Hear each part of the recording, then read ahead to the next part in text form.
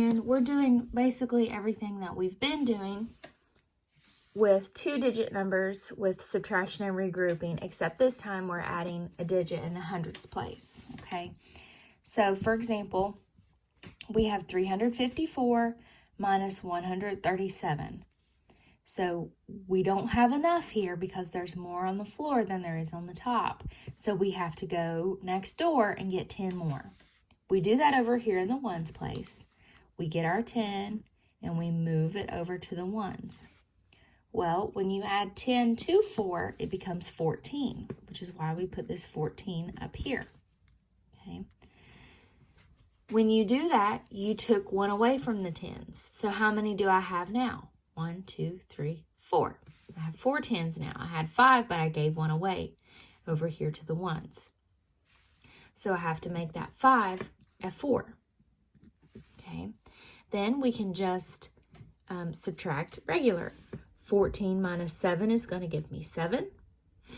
4 minus 3 is 1. And 3 minus 1 is 2. So my answer is 217. When we come down here to the bottom, they don't give us the quick pictures anymore, but we can see them in our brain. We have 431 minus 326. Okay. We know that this is 3 10s and 1 1. More on the floor or more on the top whenever we are looking at the ones place? Remember, we always start at the ones place, never in the hundreds. There's more on the floor, so we've got to go next door. We have to take a 10 away from the tens place. So if I have 3 10s here and I take 1 away, that leaves me with 2 10s. But when I took it away, I gave it over here to the ones. So there's a 10 and an 11. Now we have 11 minus 6, which is 5, 2 minus 2, which is 1, and 4 minus 3, which is 1. 2 minus 2 is 0. My fault. I was looking ahead over here at this 4 minus 3.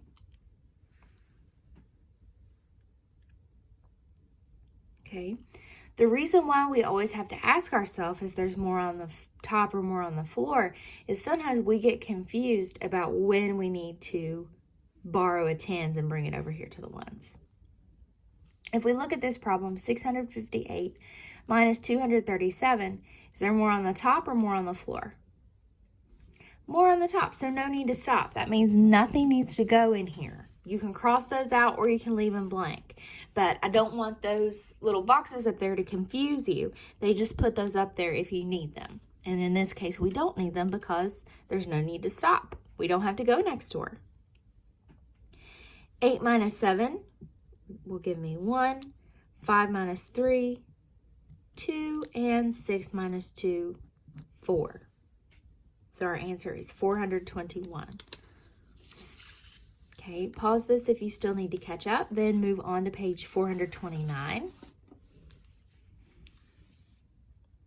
Okay, moving up here, let's start with number 3. We always look in the ones place first. More on the top or more on the floor? More on the top, no need to stop. So we're not going to use these boxes. 8 minus 7, 1. 2 minus 0 is 2. And 7 minus 1 is 6. Our answer is 621. Okay, I'm going to do one more with you guys, and then I want you to do 5 and 6.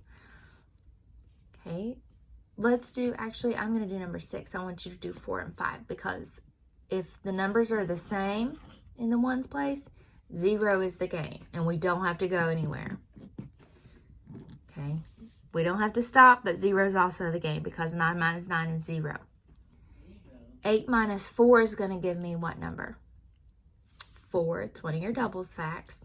And 4 minus 1 is 3. So your answer for 489 minus 149 is 340. Okay, pause this to do number 4 and 5. Then when we come down here to number 7, wants us to go deeper. A bookstore has 148 books about people and 136 books about places. Some books were sold. Now there are 137 books left. How many books were sold? So first what we have to do is add the number of books that they had at first to begin with. Then we have to subtract how many books were left to figure out how many were sold. So we add 148 plus 136.